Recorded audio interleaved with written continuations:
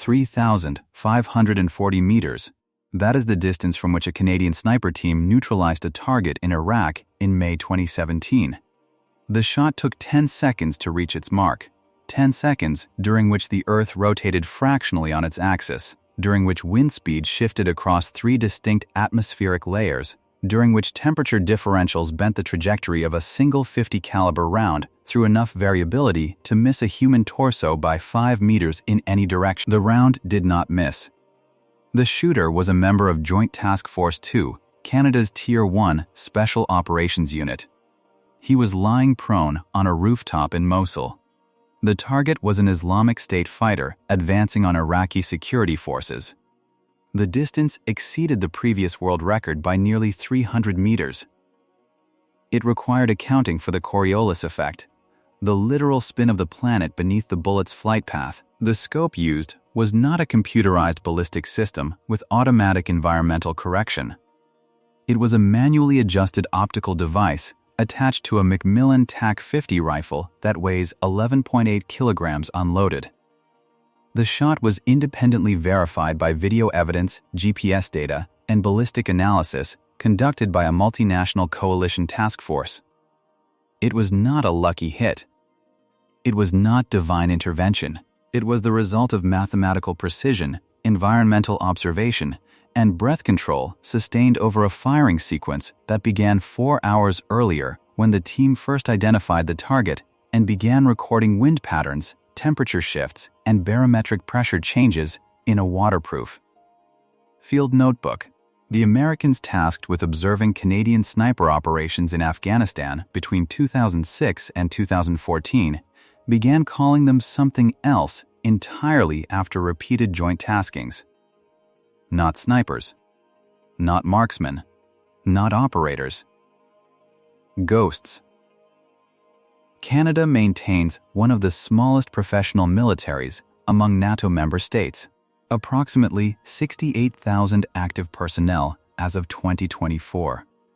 No conscription, no mass mobilization infrastructure, no garrison state mentality. A defense budget that ranks 21st globally, smaller than Turkey's, smaller than Australia's, smaller than Poland's, and approximately 1/20th the size of the United States defense budget when measured in absolute dollars rather than percentage of GDP. And yet Canadian snipers hold the top 3 longest confirmed kill records in modern military history. The third longest was set in Afghanistan in 2002. 2,430 meters. Also a .50 caliber TAC-50. Also Canadian forces. Also a shot that required corrections most military snipers never calculate in their entire careers. The second longest was set in 2017, just weeks before the record-breaking 3,540-meter shot, 3,450 meters, same unit, same rifle platform, same operational theater, same doctrinal philosophy. 3 records, all Canadian, all within 15 years. All involving the same selection pipeline, the same training philosophy, and the same institutional emphasis on a capability that American special operations had begun to deprioritize by the mid-2000s in favor of technological solutions, fieldcraft. That term requires definition because it has become dangerously diluted within modern military culture, reduced to a synonym for basic infantry skills or outdoor survival techniques. Fieldcraft is not camouflage. It is not navigation. It is not knot tying or fire starting or water purification. Fieldcraft is the ability to exist within hostile terrain for extended periods without detection, without resupply, and without leaving physical evidence of presence. It is the ability to observe an enemy force for days, calculate firing solutions without electronic assistance, and execute a single shot that changes the outcome of an engagement kilometers away before vanishing without compromise, without extraction support, and without generating any signature that would indicate you were ever there. It is an art that requires no technology, no satellite uplink, no drone support, and no exfiltration helicopter on standby. It requires only human endurance, psychological resilience, and a level of discipline that most modern militaries no longer have the institutional patience to cultivate. American Special Operations, by contrast, had spent 2 decades building a different kind of capability. Night vision optics that cost $42,000 per unit. Ballistic helmets with integrated communication systems weighing 2.1 kilograms each. Modular body armor configurations adding 15 to 25 kilograms to an operator's combat load. Close air support on station within minutes. Intelligence fusion cells processing real-time signals intercepts, aerial surveillance feeds, and biometric databases to generate targeting packages before boots hit the ground. Predator drones circling overhead. AC-130 gunships on call. Quick reaction forces positioned at forward operating bases with helicopters spooled and ready to launch within 8 minutes of a distress call. The Americans had built the most technologically sophisticated direct action force in human history. Faster, heavier, louder, and more lethal than any military unit that had come before. Capable of placing precision fires on target within seconds of identification. Capable of breaching hardened structures, clearing multi-room complexes, and extracting with detainees in under 20 minutes from infill to exfil. And then they watched Canadian snipers walk into the mountains of Helmand province, carrying 18 kilograms of total gear. Insert on foot across 12 kilometers of open desert without vehicle support. Establish hides within 800 meters of Taliban positions, and remain undetected for 72 hours while systematically dismantling enemy command structures from distances that made counter-sniper response impossible. Not once, not twice, repeatedly, across multiple theaters, across multiple rotations, across operational environments where American forces required helicopter insertion, armored vehicle patrols, and persistent ISR coverage to achieve objectives Canadian teams accomplished with a rifle, a spotting scope, a range card, and the ability to remain absolutely motionless in 48-degree heat for longer than most human beings can psychologically endure. The doctrinal contrast became unavoidable during joint taskings in Kandahar province beginning in 2006. U.S. Navy SEAL teams and Canadian sniper pairs were assigned overlapping sectors within the same operational area. The SEALs moved at night with full kit, weapons, ammunition, water, communications equipment, medical supplies, and personal protection totaling between 50 and 65 kilograms per operator. They established observation posts in hardened structures or elevated positions with radio contact to quick reaction forces and aerial assets. They conducted short-duration patrols, 4 to 6 hours, with extraction protocols planned before insertion and contingency plans rehearsed for every foreseeable emergency. The Canadians moved during the same hours, same terrain, same enemy disposition, same operational mandate, but they carried half the weight, moved twice the distance, and stayed 4 times as long. A SEAL team conducting a movement to contact operation in the Arghandab Valley would generate detectable signatures, boot prints in dust, disturbed vegetation, thermal blooms from body heat visible to enemy thermal optics, radio emissions intercepted by rudimentary scanning equipment, and the faint but measurable sound of equipment shifting during movement that carried across open ground in the near silence of pre-dawn hours when temperature inversions amplify sound propagation.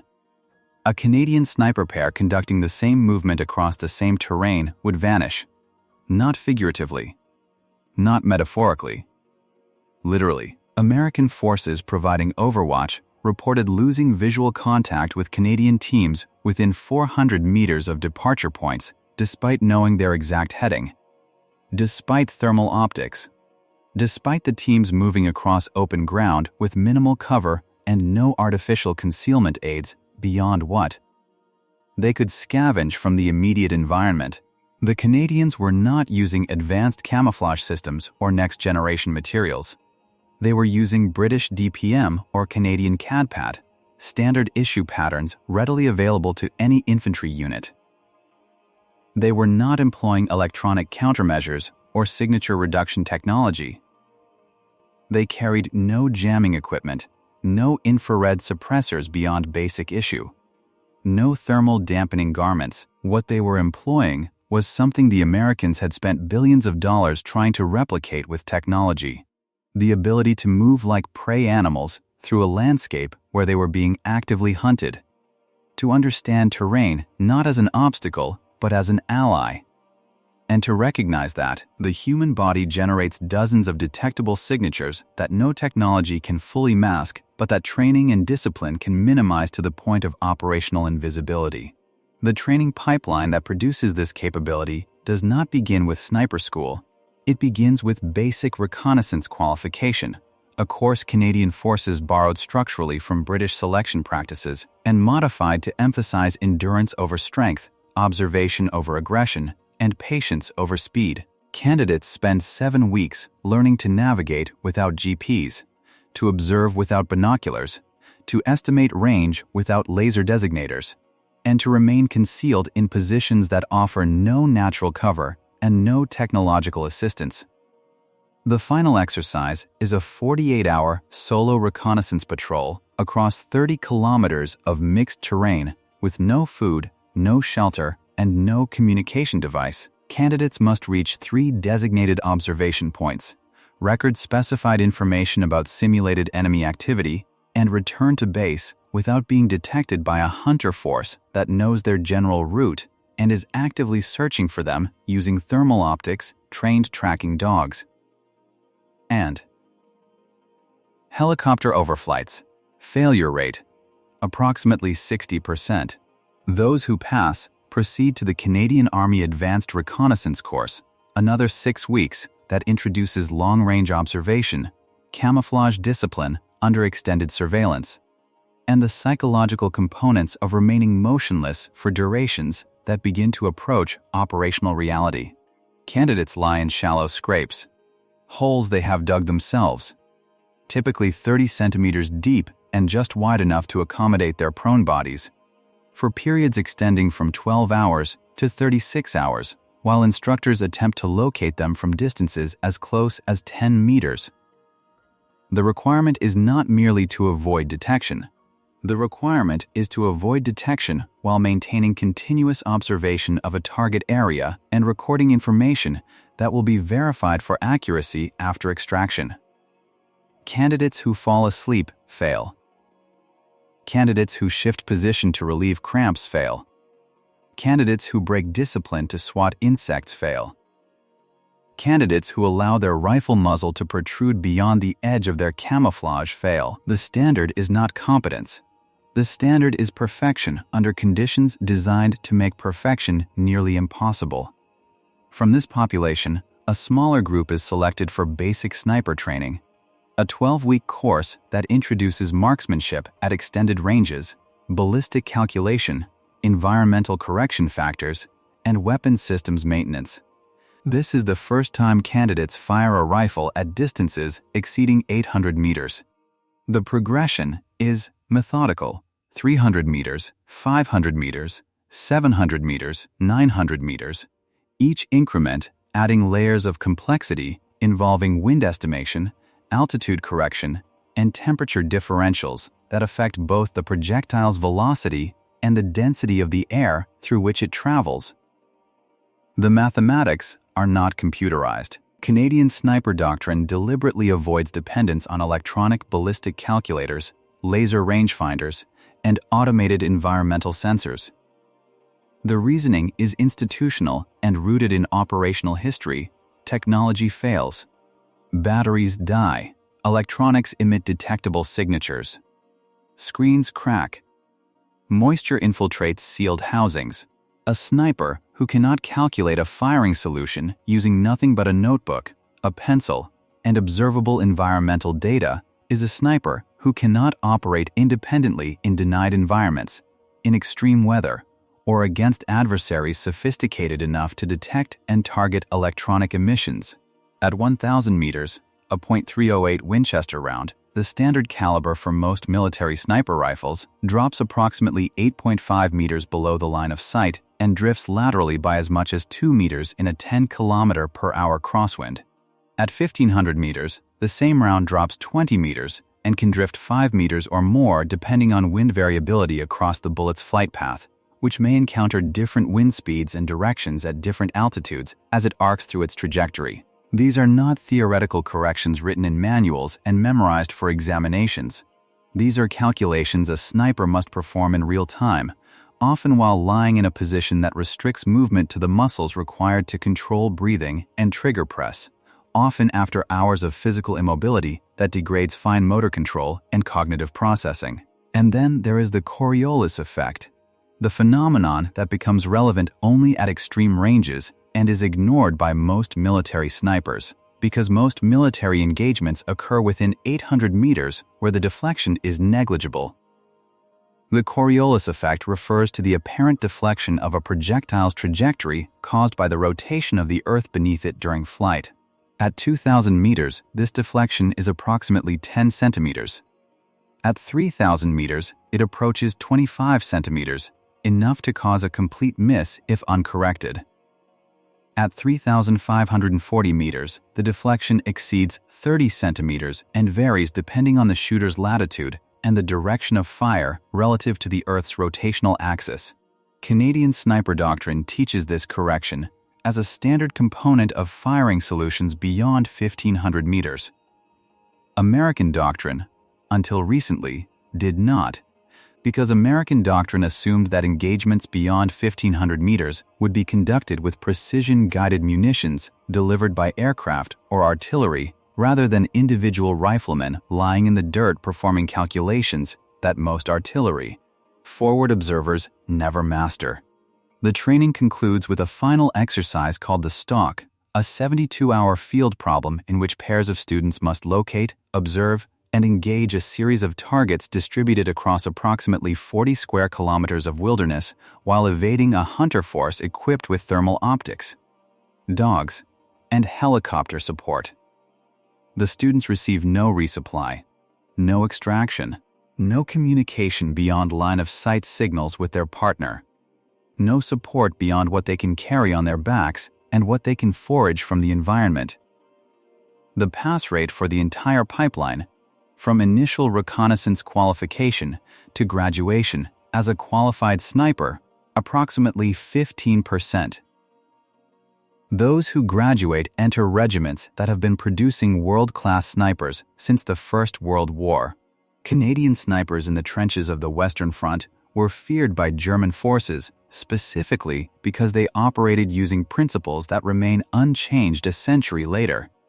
Patience, concealment, and the willingness to remain in hides for days to achieve a single high-value kill that would disrupt enemy command structures and demoralize frontline troops.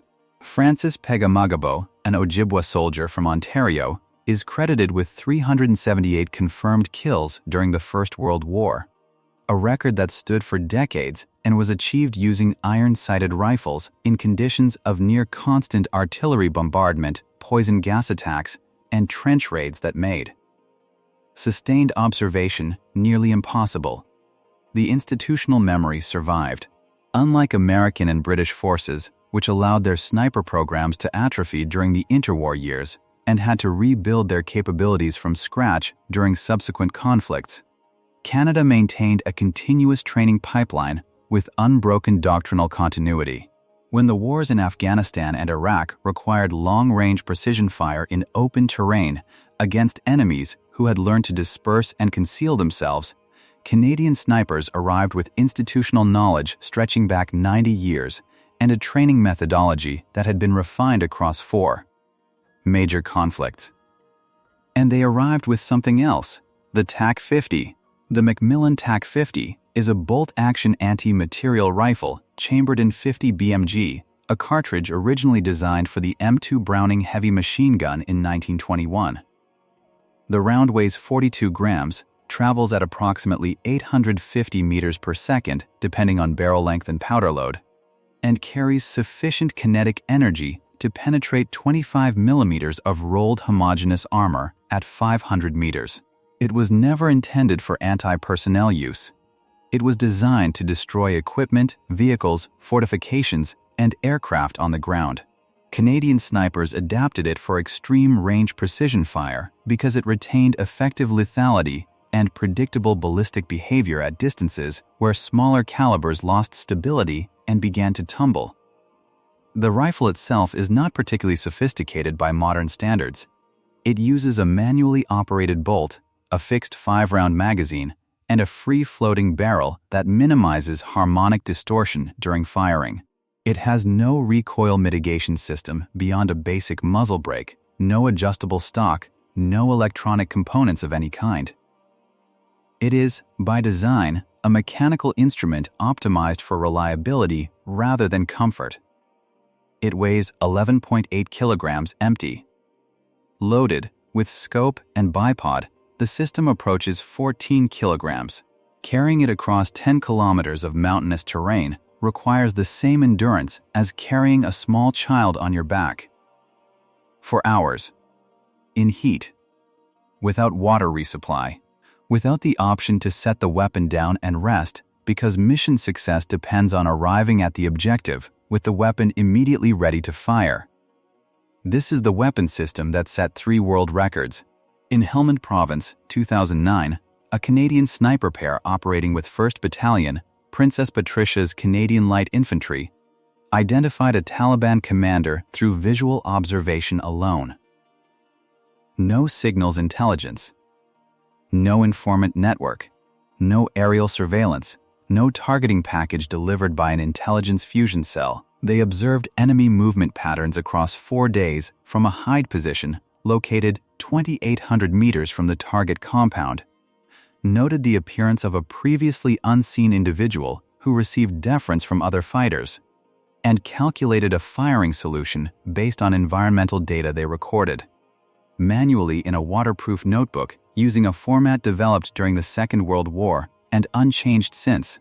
The shot was taken at dawn when temperature inversion creates the most stable atmospheric conditions and wind speeds drop to near zero. The spotter confirmed impact through the spotting scope. The target dropped. The team remained in position for another 6 hours to ensure they had not been compromised, to observe enemy response patterns, and to verify through subsequent activity that the individual they had engaged was indeed the high-value target they had identified rather than a subordinate or decoy. Total time in the hide, 96 hours. Total rounds fired, 1. Total food consumed, approximately 2,000 calories per man, carried in and consumed cold to avoid generating smoke or thermal signatures from cooking.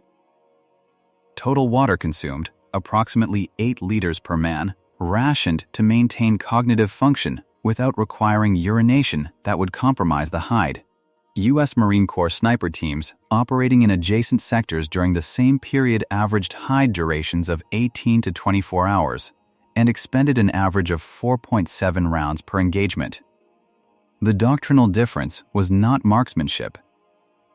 Marine snipers are superbly trained, among the finest riflemen in the world, with standards that rival any military organization. The difference was institutional tolerance for discomfort and the willingness to prioritize concealment over rapid engagement, to accept that perfect positioning takes time, and that time spent observing before shooting reduces the number of shots required. American doctrine emphasized speed. Hit the target and move before the enemy can react. Canadian doctrine emphasized invisibility. Hit the target and remain undetected so you can hit the next target tomorrow. The contrast became operationally significant during a joint operation in Kandahar province in 2010. A combined task force comprising SEAL team operators and Canadian snipers was tasked with interdicting a Taliban supply route through a valley system where vehicle movement was impossible and aerial surveillance was degraded by terrain masking that created radar shadows and visual dead zones. The SEALs established an observation post on high ground overlooking the primary route, a position that offered excellent visibility but required a 6-kilometer movement from the insertion point and exposed the team to potential observation from enemy positions on adjacent ridgelines. The Canadians declined the position. They inserted 3 kilometers further south, moved along the valley floor during darkness, and established hides within 400 meters of the route itself in terrain the enemy considered too exposed for effective concealment. The hides were shallow depressions scraped into rocky ground, covered with local vegetation harvested from within 10 meters to avoid creating bare patches that would be visible from elevated positions, and occupied by two-man teams lying prone with their heads resting on their rucksacks and their rifles supported by bipods extended to minimum height. For 3 days, Taliban fighters moved supplies along the route. Dozens of fighters, weapons, ammunition, explosives, medical supplies, food. Some passed within 50 meters of Canadian positions. Some stopped to rest less than 30 meters away, sitting in the shade of boulders that were within direct line of sight of the hides. None detected the Canadian snipers. On the third night, a high-value target appeared, a mid-level commander identified through previous intelligence reporting and known to coalition forces through intercepted communications and informant testimony. The Canadian team closest to his position calculated range, 680 meters, and waited. Not for permission, not for confirmation from higher command. They waited for the target to move into a position where a miss would not compromise the hide by indicating the direction of fire and where collateral damage would be impossible. The target paused at a bend in the trail, silhouetted against open ground with no other fighters within 20 meters and no civilians visible in any direction. The shot was taken. The target fell. The team remained motionless. Other fighters in the column immediately began scanning the surrounding terrain, searching for the origin of the shot, weapons raised and voices raised in confusion and alarm. They looked in the wrong direction. The suppressed report of the .308 rifle, quieter than an unsuppressed shot but not silent, had echoed off the valley walls and created an acoustic signature that suggested the shot had come from the opposite ridgeline, 400 meters in the wrong direction. The Canadians extracted 12 hours later, moving only after darkness and only after confirming through observation that enemy forces had abandoned the search and resumed normal patrol patterns. The SEAL team provided overwatch during the exfiltration and reported losing visual contact with the Canadian pair within 200 meters, despite tracking them with thermal optics and despite the Canadians' crossing terrain that offered almost no concealment beyond subtle variations in elevation and shadow patterns invisible to observers positioned above them. The 3,540-meter shot in Mosul was not the most technically difficult shot Canadian snipers achieved during the Iraq deployment. It was the most verifiable. There was another engagement 3 weeks earlier that did not generate a world record, but illustrated something more fundamental about the capability these units had built. A Canadian sniper pair attached to a coalition task force in western Mosul received intelligence about an Islamic State position fortified inside a multi-story building that was directing indirect fire, mortars, and rocket-propelled grenades against Iraqi forces attempting to advance through a contested neighborhood. The building was located 2,200 meters from the nearest position Iraqi forces controlled. It was surrounded by rubble fields that offered no cover for approach. Aerial strikes had been ruled out because of civilian presence in adjacent structures and because previous strikes had demonstrated that Islamic State fighters were using civilians as human shields, knowing coalition forces would abort attacks rather than accept collateral casualties. The Canadian team moved into position after dark, crossing 4 kilometers of open ground to reach a partially collapsed residential building that offered line of sight to the target structure. They did not use night vision devices. They navigated using ambient light from fires burning across the city, a handheld compass, and pace counting, a basic infantry skill that requires walking at a consistent stride length and mentally tracking total distance covered. They carried no radio, no satellite phone, no backup communication system, no emergency beacon. If they were compromised, if they were injured, if the mission failed, there was no extraction plan because any extraction attempt would expose coalition positions and tactics. They established a hide position on the third floor of the collapsed building, lying prone on a surface of broken concrete and exposed rebar that offered no comfort and no protection from observation if enemy forces chose to search the structure. They remained there for 41 hours. The target appeared on the second morning, a fighter moving along an exterior balcony, visible for approximately 8 seconds. Range, 2,207 meters. Wind, variable, estimated at 8 to 12 kilometers per hour from the southwest based on visible dust movement and the behavior of smoke from fires. Temperature, 41 degrees Celsius, humidity, low, creating mirage distortion across the line of sight that made precise aiming functionally impossible using the reticle alone. The shooter used a technique called mirage reading, a method of estimating wind speed and direction by observing the rate at which heat distortion moves across the field of view. The technique is not taught in most military sniper schools because it requires hundreds of hours of practice to develop the visual acuity necessary to distinguish between distortion caused by wind and distortion caused by heat differential alone, and because it produces estimates rather than measurements, which makes it unreliable for institutional doctrine that requires standardized, repeatable procedures. The shot was taken. The round impacted the target's center mass. He fell backward into the building.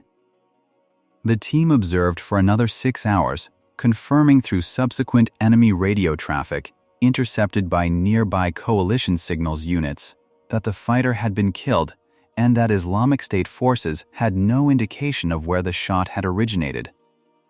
They searched the wrong buildings.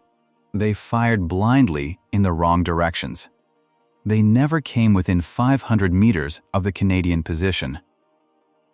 The Canadians extracted after dark, moving back across the same 4 kilometers they had crossed 2 nights earlier, and reached friendly lines without incident. Total rounds fired, 1. Total enemy killed, 1. Total footprint left, none. No shell casings, no disturbance of the rubble around the hide position beyond what might be attributed to natural collapse. No trace that 2 men had spent nearly 2 days occupying a position less than 2.5 kilometers from enemy strongpoints. When American Special Operations units reviewed after-action reports from the deployment, the consistent detail that appeared across multiple Canadian engagements was the absence of any evidence the teams had been present. No shell casings recovered despite extensive enemy searches. No hide positions identified by enemy forces even when they searched the areas from which shots had been fired. No compromised positions. No emergency extractions. No wounded requiring medical evacuation. Just results. And silence. One U.S. Army Special Forces officer, speaking to a Canadian military journalist on condition of anonymity in 2018, described watching Canadian snipers prepare for an operation in Kandahar. They sat there for 20 minutes, doing nothing, just looking at maps. Then they stripped half their kit. Then they sat there for another 10 minutes. Then they walked out the door in running shoes, carrying a rifle and a day pack. We were still putting our armor on. They were gone before we finished our brief. And they came back 3 days later with more kills than we got in a month. The lesson is not that Canadian snipers are superhuman. The lesson is not that technology is worthless. The lesson is that they are human beings who have been trained to operate without the technological dependencies that Western militaries have built entire doctrines around, and that this independence creates capabilities that cannot be replicated by any amount of funding or equipment. Joint Task Force 2, the unit responsible for the record-breaking shots, numbers fewer than 400 personnel. The entire Canadian Special Operations community comprises approximately 1,800 individuals across all units, including support staff, intelligence analysts, and administrative personnel. The annual budget for Canadian Special Operations Forces Command is $580 million Canadian dollars, approximately $430 million US dollars at 2024 exchange rates. That is less than the United States spends on a single B-2 Spirit bomber, less than the cost of maintaining a carrier strike group for 6 months. less than what American Special Operations allocates to equipment procurement alone in a single fiscal year. And yet, they produce results that force reconsideration of fundamental assumptions about what capabilities require funding, what capabilities require technology, and what capabilities require nothing more than selection standards that refuse to compromise and training that prioritizes attributes technology cannot replicate. American Special Operations began studying Canadian sniper doctrine seriously around 2012, after sufficient operational evidence accumulated to make the capability gap undeniable. U.S. Marine Corps Scout Sniper School extended its field training exercises to include multi-day hides and reduced the availability of resupply and extraction during training evolutions. U.S. Army Sniper School revised its curriculum to emphasize manual ballistic calculation and reduced the use of electronic aids during qualification exercises. SEAL sniper training incorporated longer reconnaissance phases and reduced reliance on electronic range-finding equipment during stalking exercises. The doctrinal adjustments acknowledged what had become obvious: technology creates dependency, and dependency creates vulnerability. A sniper team that cannot function without satellite GPS is a team that cannot function in an environment where satellite GPS is jammed, spoofed, or destroyed. A sniper who cannot calculate wind correction manually is a sniper who cannot engage targets when his ballistic computer fails because of battery exhaustion, water damage, or electronic warfare. An operator who cannot move silently across open ground without night vision optics is an operator who cannot move at all when batteries run out, when equipment is damaged, or when the enemy has learned to detect the infrared signatures those devices emit. Canadian snipers had never stopped training those skills because they had never assumed those skills were obsolete, never believed that technology had fundamentally changed the requirements of their profession, and never accepted the institutional argument that funding constraints justified. Lowering standards. The 3,540-meter shot required 10 seconds of flight time. During those 10 seconds, the round traveled through air that was moving at different speeds at different altitudes, through temperature gradients that bent its trajectory, across a distance so extreme that the curvature of the Earth became a variable in the calculation. The shooter accounted for all of it using a notebook, a pencil, and observational data he had collected himself over the previous 4 hours. No computer, no laser rangefinder, no satellite link, no ballistic calculator, no weather station, no electronic sensors measuring atmospheric pressure or temperature or humidity. Just mathematics, patience, and the willingness to lie in the dirt for hours while the world moved around him. That is fieldcraft. That is why the records stand.